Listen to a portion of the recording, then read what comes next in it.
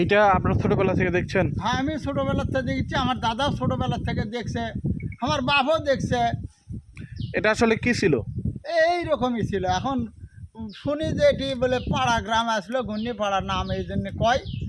তো এটি যখন কাঁচলা কুচলা না বার করে, জমি বার করে যখন কাটে, মাটি কাটে কুটে, তখন আমার বড় বাপ, আমার দাদারা কছে যে ওই হাঁসের চুলা আর কি, চুলার ইয়ে বার আছে, চারি ইয়ে খোলা টোলা বার আছে, এরকম দেখছে ওটার ভিতরে।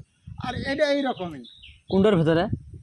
এগুলার ভিতরে, এগুলা কি, এটা কি মসজিদ ছিল না মন্দির? তাও কভার না, আমার দাদাও কয়েছে তাও কভার। আচ্ছা, এই গাছের ডালপালা নাকি অনেকে নেয় না, এটা কি সত্যি? না, নেওয়া হয় না, নিলে সমস্যা হয়। এই গাছের ডাল নিলে কি সমস্যা হয়? কি সমস্যা মানে ওই সাপ বাড়ায়, ইটা বাড়ায়, উড়ে বাড়ায়, পাতা ফুতে নিয়ে গেলে আবার অনেকে নিয়ে যা পুড়তেছে, তার করে কিছু হয় না, এই জন্য অনেকের হয়। এই গাছ কি কাটার চেষ্টা করছিল কেউ?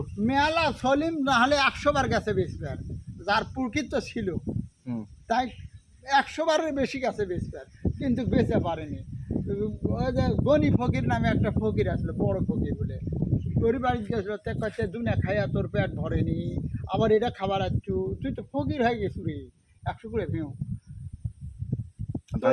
40 কুড়া না 60 কুড়া ভেউ আর বাপের সইতে লিখে আসলো বলে। তারপরে ওই 100 বিঘা করছিল, তো সেটা খাতে খাতে খাতে খাতে শেষে 10 বিঘা ভেউ বেটাই দিয়ে গেছিলো, বেড়া খায় গেছে।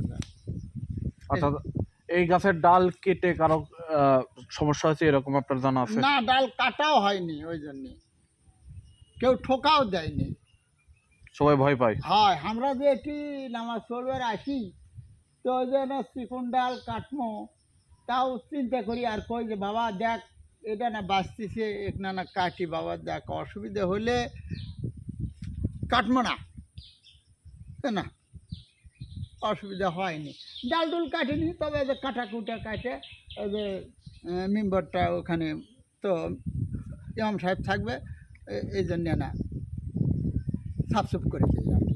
এছাড়া কেউ কখনো চেষ্টা করে না। তারপরে আমার এক শালা মারা গেছে, ওটি মাটি দিয়েছি, ওই যে কবর, ওটি মাটি দেওয়া আছে। তো ওই আমার শালা মাটি দেওয়া আসছিল, কালিশকুড়ি থেকে একটা হাফেজ কয়েকজন আসছিল, ওরা আত্মীয়র মধ্যে তো আসছিল, আসে মাটি দিয়ে এলে দেখে শুনে ঘরের মধ্যে গেছে, যাই এনা ইট লিয়ে গেছে, এনা খোয়া আত্মীয় আর বাচ্চারা। পরে আসে আবার পরের দিনে টিয়ারত করে আমি কোনো কেবারে উঠি বুড়া চোখে। তবে আমি ছোটোবেলা যখন গরু চড়াছি, তখন ওই যে লোকটা মারা গেছে না, কবিরুদ্দি, তো ওটি ওই বসে আছি, মনে অনেকগুলো ছেঁড়া ফেড়ালিয়া, ওই তো বয়স্ক মানুষ, বাপের সাঁতকার, তো বসে আছি।